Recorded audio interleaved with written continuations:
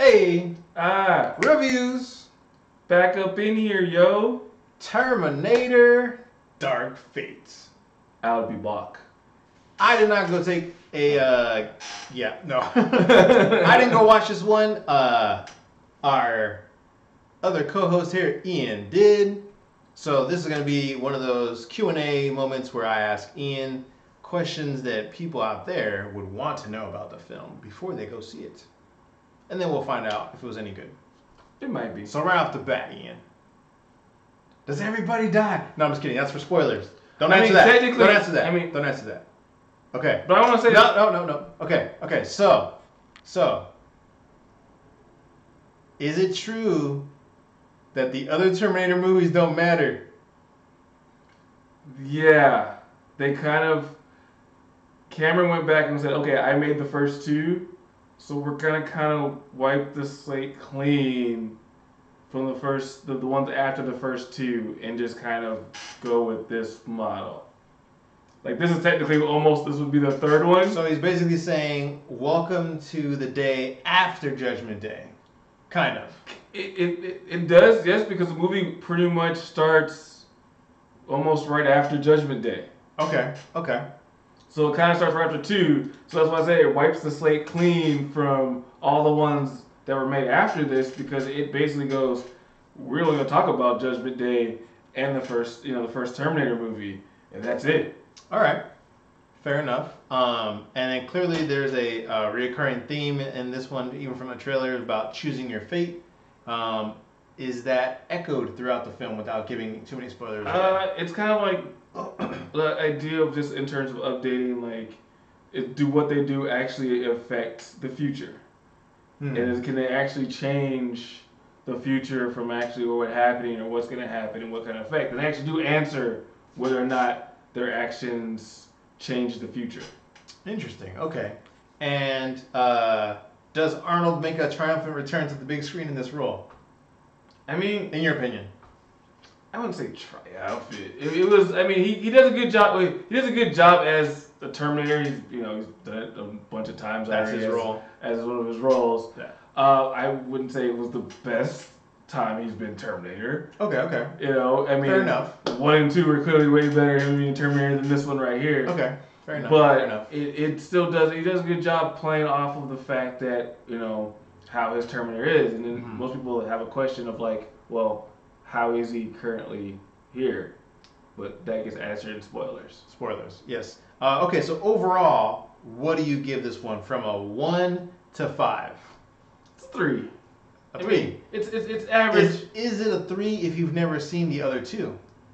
If you've never seen the other two, it probably drops a little lower because they do bring a lot off of 1 and 2. Okay. So they do bring a lot of like, hey, you've seen Judgment Day, you've seen the original Terminator, because it pulls off of Sarah Connor.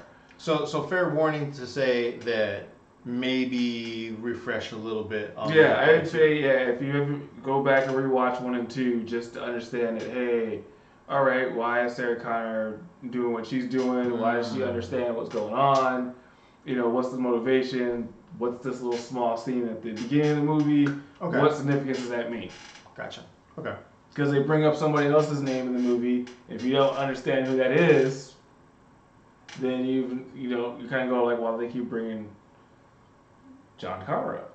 Yep. John Connor was a huge pivotal character. John Connor's been a big name throughout Terminator. The whole series, yeah. The whole series. Much. So if you don't know who John Connor is, and how significant he is, they're going, why do you keep talking about this guy? Yeah.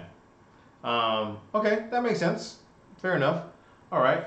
Anything else you would like to tell us about the other characters? How does the new protector? How is her role played by Mackenzie Davis? They do a good job in terms of like they kind of explain the fact that she's not. You feel like she's like, oh, she's a robot. Just like, don't say too much because it could be a spoiler. Well, no, in the trailer, the trailer shows that they asked her if she's a robot, and she says, no, I'm human. Yep, I remember that. And so they kind of explain what she actually is to help fight this new version of Terminator.